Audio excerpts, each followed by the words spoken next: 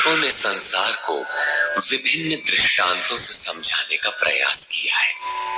किसी ने इसी को भवाटवी कहा तो किसी ने संसार सागर कहा। अवस्था भेद से इसी को भवनदी और भवकूप भी कहा गया और कभी इसकी तुलना गोपद से की गई, अर्थात जितना इंद्रियों का आयतन है उतना ही संसार है। और अंत में ऐसी भी अवस्था आई कि नाम लेत भव सिंधु सुखाही, भव सिंधु भी सूख गया। क्या संसार में ऐसे समुद्र हैं? योगेश्वर श्री कृष्ण ने भी संसार को समुद्र और वृक्ष की संज्ञा दी।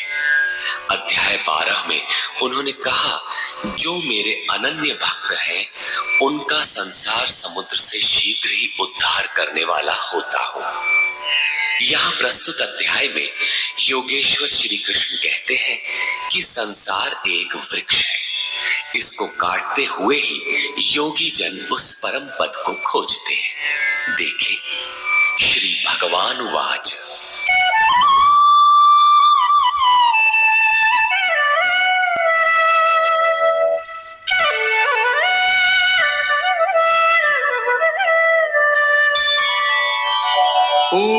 ऊर्ध्वमूलमधः शाखम् अश्वत्थं प्राहुरव्ययम् छन्दांसि यस्य पर्णानि यस्तं वेद स वेदवित्।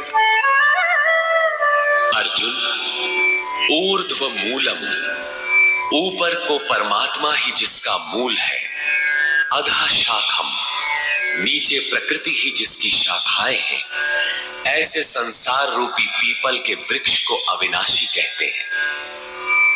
वृक्ष तो अश्व अर्थात कल तक भी रहने वाला नहीं, जब चाहे कट जाए, किंतु है अविनाशी। श्री कृष्ण के अनुसार अविनाशी दो है, एक संसार रूपी वृक्ष अविनाशी और दूसरा उससे भी परे परम अविनाशी। वेद इस अविनाशी संसार विटप के पत्ते कहे गए हैं। जो पुरुष इस संसार रूपी वृक्ष को अर्थात देखते हुए विदित कर लेता है वो वेद का ज्ञाता है। जिसने उस संसार वृक्ष को जाना है उसने वेद को जाना है, न कि ग्रंथ पढ़ने वाला। पुस्तक पढ़ने में तो उधर बढ़ने की प्रेरणा मात्र मिलती है, पत्तों के स्थान पर वेद की क्या आवश्यकता है। वस्तुतः पुरुष भटकते भटकते जिस अंतिम कोपल अर्थात अंतिम जन्म को लेता है, वहीं से वेद के वे छंद अर्थात जो कल्याण का सृजन करते हैं वहीं से प्रेरणा देते हैं, वहीं से उनका उपयोग है, वहीं से भटकाव समाप्त हो जाता है, वो स्वरूप की ओर घूम जाता है। तथा अधश्चोर्ध्वं प्रसृतास्तस्य शाखा गुणप्रवृद्धा विषयप्रवाला अधश्च मूलान्यनुसन्ततानि कर्मानुबन्धीनि मनुष्यलोके। उस संसार वृक्ष की तीनों गुणों के द्वारा बढ़ी हुई विषय और भोग रूप गोपलों वाली शाखाएं नीचे और ऊपर सर्वत्र फैली हुई है। नीचे की ओर कीट पतंग पर्यंत और ऊपर देव भाव से लेकर ब्रह्मा पर्यंत सर्वत्र फैली हुई है तथा केवल मनुष्य योनि में कर्मों के अनुसार बांधने वाली है। अन्य सभी योनियां भोग भोगने के लिए है। मनुष्य योनि ही कर्मों के अनुसार बंधन तैयार करती है।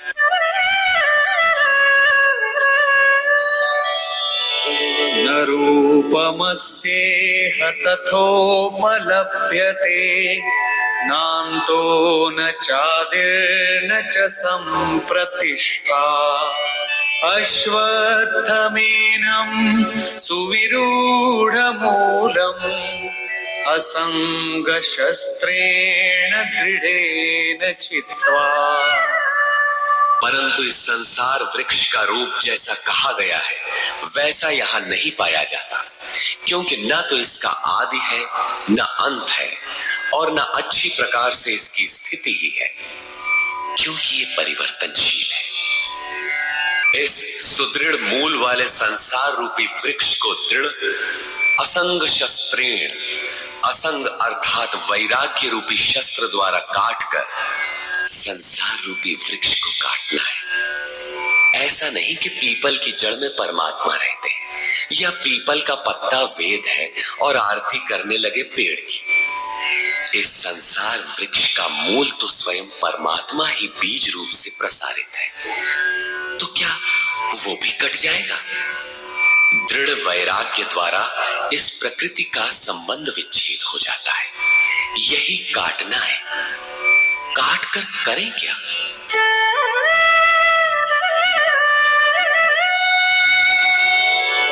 ततः पदं तत्परिमार्गितव्यम् यस्मिन् गता न निवर्तन्ति भूयः तमेव चाद्यं पुरुषं प्रपद्ये यतः प्रवृत्ति प्रसृता पुराणी। दृढ़ वैराग्य द्वारा संसार विटप को काटने के उपरांत उस परम पद परमेश्वर को अच्छी प्रकार खोजना चाहिए, जिसमें गए हुए पुरुष फिर पीछे संसार में नहीं आते, अर्थात पूर्ण निवृत्ति प्राप्त कर लेते हैं। किंतु उसकी खोज किस प्रकार संभव है? योगेश्वर कहते हैं, इसके लिए समर्पण आवश्यक है। जिस परमेश्वर से पुरातन संसार वृक्ष की प्रवृत्ति विस्तार को प्राप्त हुई है, उसी आदि पुरुष परमात्मा की मैं शरण, अर्थात उनकी शरण गए बिना वृक्ष मिटेगा नहीं। अब शरण में गया हुआ वैराग्य में स्थित पुरुष कैसे समझे कि वृक्ष कट गया? उसकी पहचान क्या है? इस पर कहते हैं, निर्माण मोहाजित संग दोषा अध्यात्म नित्या विनिवृत्त कामा द्वंद्वैर्विमुक्ता सुख दुःख संज्ञैर् गच्छन्त्य मूढ़ा पदमव्ययम् तत्। उपर्युक्त प्रकार के समर्पण से जिसका मोह और मान नष्ट हो गया है, आसक्ति रूपी संग दोष जिन्होंने जीत लिया है, अध्यात्म नित्या परमात्मा के स्वरूप में जिनकी निरंतर स्थिति है, जिनकी कामनाएं विशेष रूप से निवृत्त हो गई है और सुख दुख के द्वंद्वों से विमुक्त हुए ज्ञानी जन उस अविनाशी परम पद को प्राप्त होते हैं। जब तक ये अवस्था नहीं आती, तब तक संसार वृक्ष नहीं कटता। यहां तक वैराग्य की आवश्यकता रहती है। उस परम पद का क्या स्वरूप है जिसे पाते हैं? न तद्भासयते सूर्यो न शशांको न पावकः यद्गत्वा न निवर्तन्ते तद्धाम परमं मम। उस परम पद को न सूर्य, न चंद्रमा और न अग्नि ही प्रकाशित कर पाते हैं। जिस परम पद को प्राप्त कर मनुष्य पीछे संसार में नहीं आते हैं, वही मेरा परम धाम है, अर्थात उनका पुनर्जन्म नहीं होता। इस पद की प्राप्ति में सबका समान अधिकार है। इस पर कहते हैं,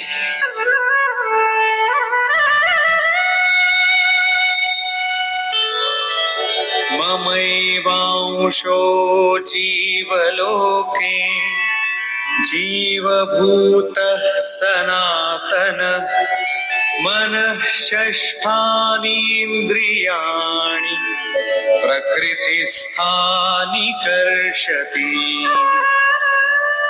जीवलोके अर्थात इस देह में, अर्थात शरीर ही लोक है। ये जीवात्मा मेरा ही सनातन अंश है और वही इन त्रिगुणमयी माया में स्थित हुई मन सहित पांचों इंद्रियों को आकर्षित करता है। भला कैसे? शरीरं यदवाप्नोति यच्चाप्युत्क्रामतीश्वरः गृहीत्वैतानि संयाति वायुर्गन्धानि वाशयात्। जिस प्रकार वायु गंध के स्थान से गंध को ग्रहण करके ले जाता है, ठीक उसी प्रकार देह का स्वामी जीवात्मा जिस पहले शरीर को त्यागता है, उससे मन और 5 ज्ञानेंद्रियों के कार्यकलापों को ग्रहण करके अर्थात आकर्षित करके साथ लेकर फिर जिस शरीर को प्राप्त होता है उसमें जाता है। जब अगला शरीर तत्काल निश्चित है तो आटे का पिंड बनाकर किसे पहुंचाते हो? लेता कौन है? इसीलिए श्री कृष्ण ने अर्जुन से कहा था कि ये अज्ञान तुझे कहां से उत्पन्न हो गया कि पिंडोदक क्रिया लुप्त हो जाएगी। वहां जाकर करता क्या है? मन सहित 6 इंद्रियां कौन है? श्रोत्रं चक्षुः स्पर्शनं च रसनं घ्राणमेव च अधिष्ठाय मनश्चायं विषयानुपसेवते।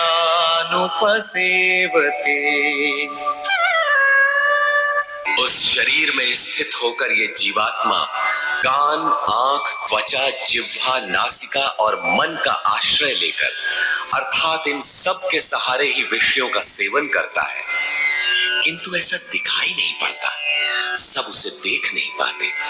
इस पर श्री कृष्ण कहते हैं, उत्क्रामन्तं स्थितं वापि भुञ्जानं वा गुणान्वितं विमूढानानुपश्यन्ति पश्यन्ति ज्ञानचक्षुषः। शरीर छोड़कर जाते हुए, शरीर में स्थित हुए, विषयों को भोगते हुए अथवा तीनों गुणों से युक्त हुए भी जीवात्मा को विशेष मूढ़ अज्ञानी नहीं जानते। केवल ज्ञान रूपी नेत्र वाले ही उसे जानते हैं, देखते हैं। ठीक ऐसा ही है। अब वो दृष्टि कैसे मिले, आगे देखें।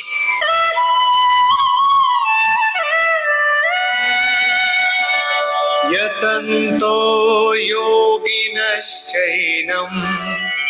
पश्यन्त्यात्मन्यवस्थितं यतन्तोऽप्यकृतात्मानो नैनं पश्यन्त्यचेतसः। योगी जन अपने हृदय में चित्त को सब ओर से समेट इस आत्मा को यत्न करते हुए ही प्रत्यक्ष देखते हैं, किंतु अकृतार्थ आत्मा वाले अर्थात मलिन अंतःकरण वाले अज्ञानी जन यत्न करते हुए भी इस आत्मा को नहीं जानते, क्योंकि उनका अंतःकरण बाह्य प्रवृत्तियों में अभी बिखरा है। चित्त को सब ओर से समेटकर अंतरात्मा में यत्न करने वाले भाविक जन ही उसे पाने के योग्य होते हैं। अतः अंतःकरण से सतत सुमिरण आवश्यक है। अब उन महापुरुषों के स्वरूप में जो विभूतियां पाई जाती हैं, जो पीछे बता भी आए हैं, उन पर प्रकाश डालते हैं।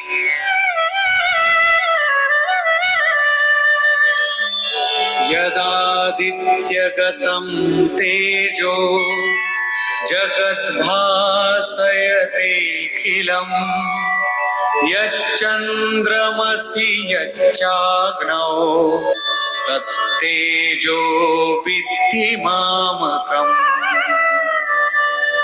जो तेज सूर्य में स्थित हुआ संपूर्ण जगत को प्रकाशित करता है, जो तेज चंद्रमा में स्थित है और जो तेज अग्नि में है, इसे तू मेरा ही जान।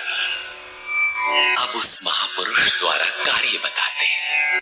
गामाविश्य च भूतानि धारयाम्यहमोजसा पुष्णामि चौषधीः सर्वा सोमो भूत्वा रसात्मकः।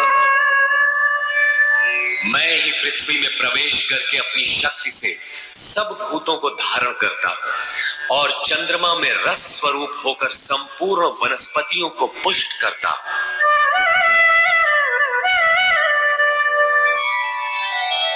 अहं वैश्वानरो भूत्वा प्राणिनां देहमाश्रितः प्राणापानसमायुक्तः पचाम्यन्नं चतुर्विधम्।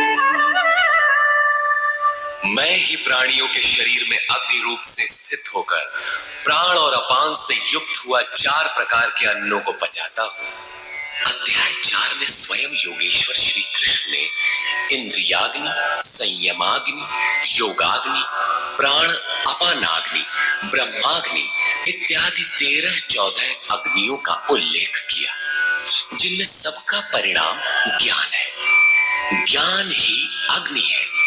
श्री कृष्ण कहते हैं, ऐसा अग्नि स्वरूप होकर प्राण और अपान से युक्त 4 विधियों से, अर्थात जप सदैव श्वास प्रश्वास से होता है, उसकी 4 विधियां बैखरी, मध्यमा, पश्यंती और परा है।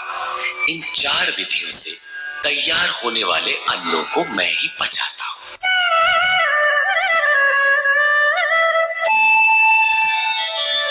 सर्वस्य चाहं हृदि सन्निविष्टो मत्तः स्मृतिर्ज्ञानमपोहनं च वेदैश्च सर्वैरहमेव वेद्यो वेदान्तकृद्वेदविदेव चाहम्। मैं ही सब प्राणियों के हृदय में अंतर्यामी रूप से स्थित हूं। मुझसे ही स्वरूप की स्मृति होती है।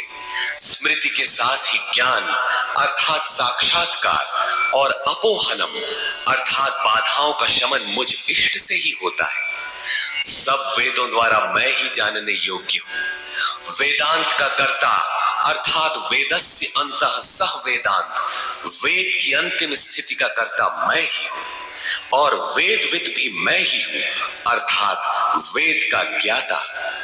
अध्याय के आरंभ में उन्होंने कहा था कि संसार वृक्ष है, ऊपर परमात्मा मूल और नीचे प्रकृति पर्यंत शाखाएं हैं। जो इस मूल से प्रकृति का विभाजन करके जानता है, मूल से जानता है, वो वेदविद है।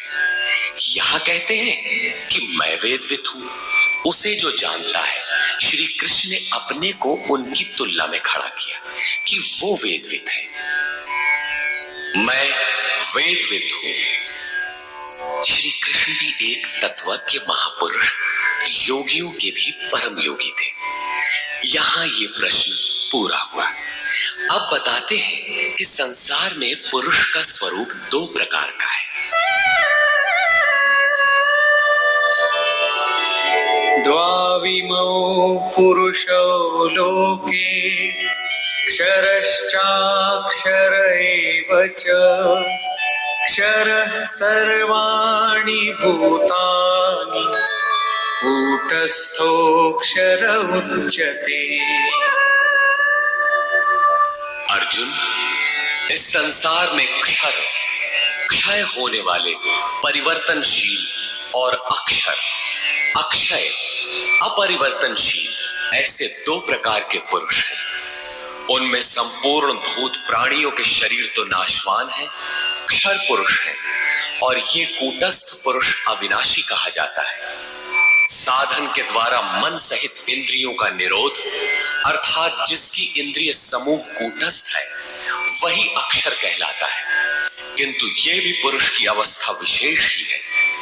इन दोनों से भी परे एक अन्य पुरुष भी है।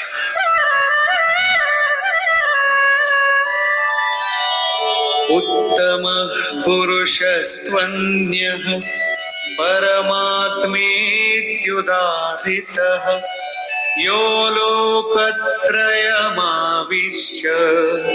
बिभर्त्यव्यय ईश्वरः। उन दोनों से अति उत्तम पुरुष तो अन्य ही है, जो तीनों लोकों में प्रवेश करके सबका धारण पोषण करता है, और अविनाशी परमात्मा ईश्वर ऐसे कहा गया है। परमात्मा अव्यक्त, अविनाशी, पुरुषोत्तम इत्यादि उसके परिचायक शब्द हैं। वस्तुतः ये अन्य ही है, अर्थात अनिर्वचनीय है। ये क्षर अक्षर से परे महापुरुष की अंतिम अवस्था है, जिसको परमात्मा इत्यादि शब्दों से इंगित किया गया है, किंतु वो अन्य है, अर्थात अनिर्वचनीय है। उसी स्थिति में योगेश्वर श्री कृष्ण अपना भी परिचय देते हैं, यथा यस्माक्षरमतीतोऽहम् अक्षरादपि चोत्तमः अतोऽस्मि लोके वेदे च प्रथितः पुरुषोत्तमः। उपर्युक्त नाशवान परिवर्तनशील क्षेत्र से सर्वथा अतीत हो और अक्षर अविनाशी कूटस्थ पुरुष से भी उत्तम हो, इसलिए लोक और वेद में पुरुषोत्तम नाम से प्रसिद्ध हो।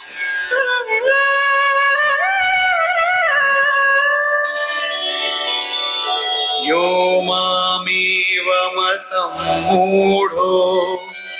जानाति पुरुषोत्तमम् स सर्वविद् भजति माम् सर्वभावेन भारत। हे भारत, जैसा कि ऊपर कहा गया है कि इस प्रकार जो ज्ञानी पुरुष मुझ पुरुषोत्तम को साक्षात जानता है, वो सर्वज्ञ पुरुष सब प्रकार से मुझ परमात्मा को ही भजता है, वो मुझसे विलग नहीं है।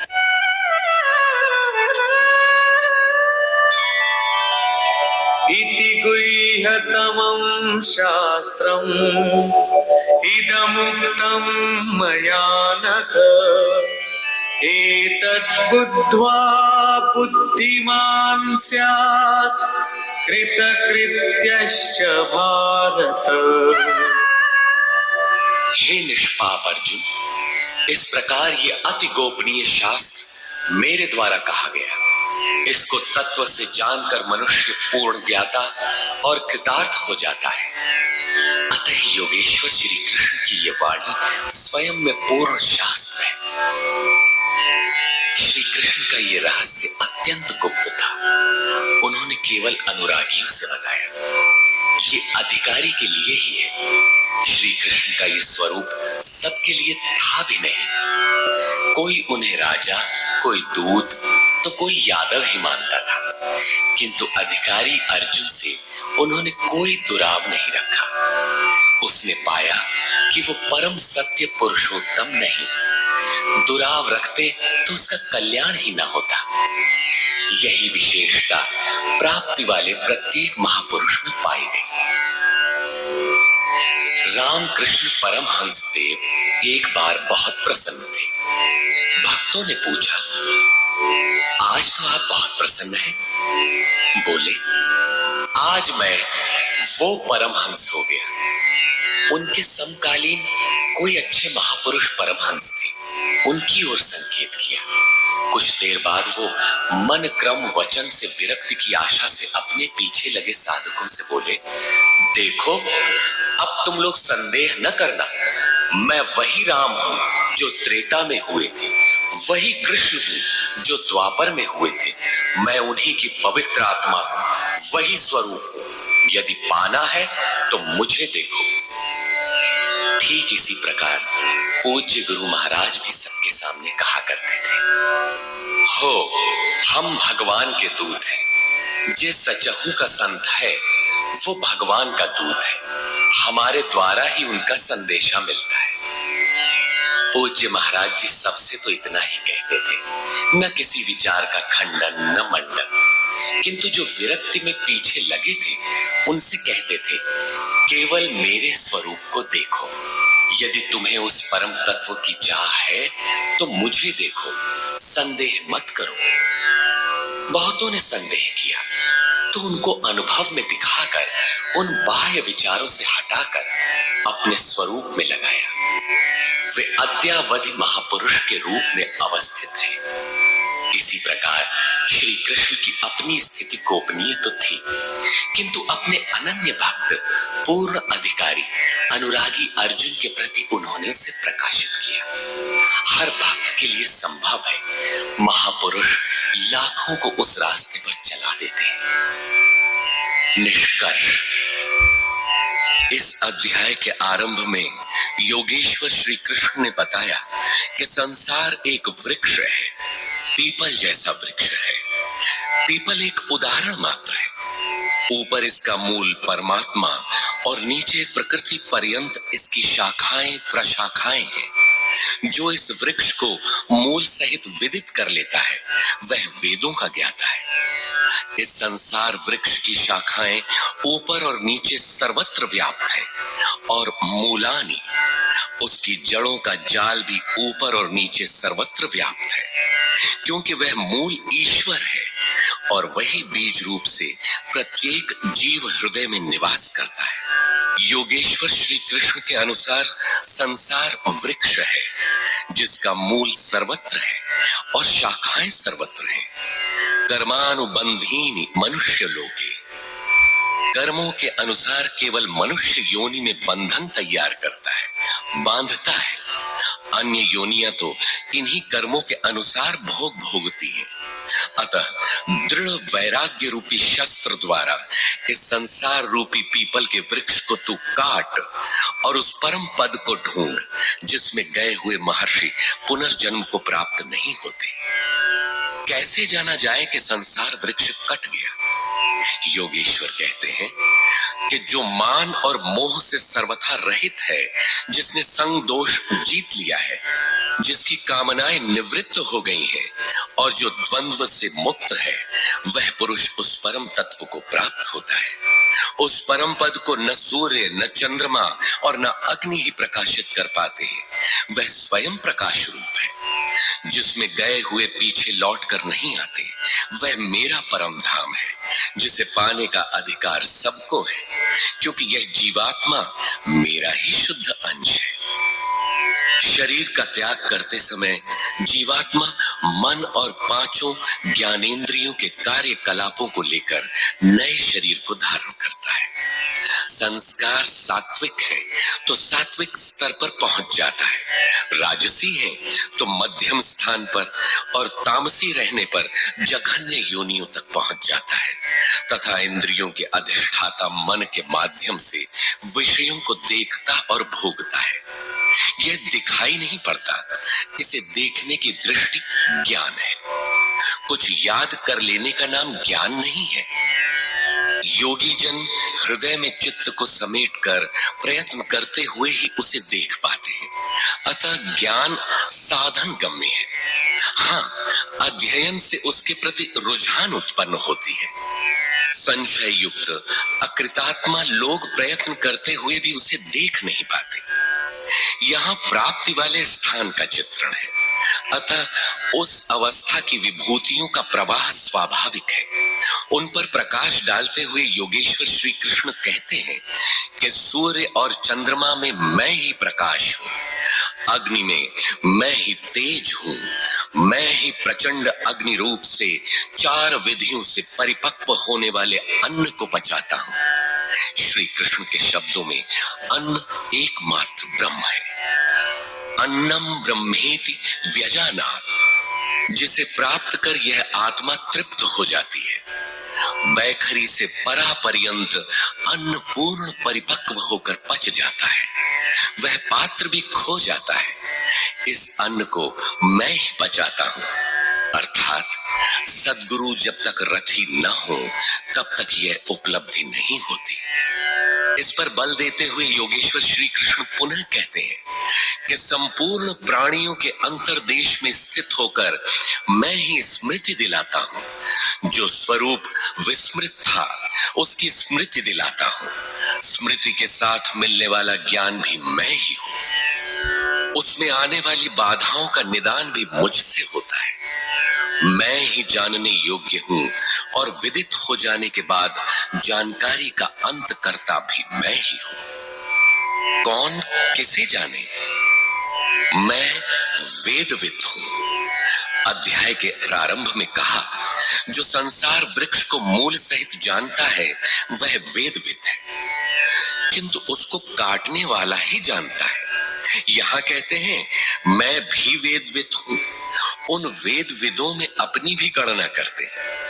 अतः श्री कृष्ण भी यहाँ वेद पुरुषोत्तम है, जिसे पाने का अधिकार मानव मात्र को है। अंत में उन्होंने बताया कि लोक में दो प्रकार के पुरुष हैं। भूतादिकों के संपूर्ण शरीर क्षर है। मन की कूटस्थ अवस्था में यही पुरुष अक्षर है, किंतु है द्वंद्वात्मक और इससे भी परे जो परमात्मा परमेश्वर अव्यक्त और अविनाशी कहा जाता है, वह वस्तुतः अन्य ही है। यह क्षर अक्षर से परे वाली अवस्था है, यही परम स्थिति है। इससे संगत करते हुए कहते हैं कि मैं भी क्षर अक्षर से परे वही हूं, इसलिए लोग मुझे पुरुषोत्तम कहते हैं।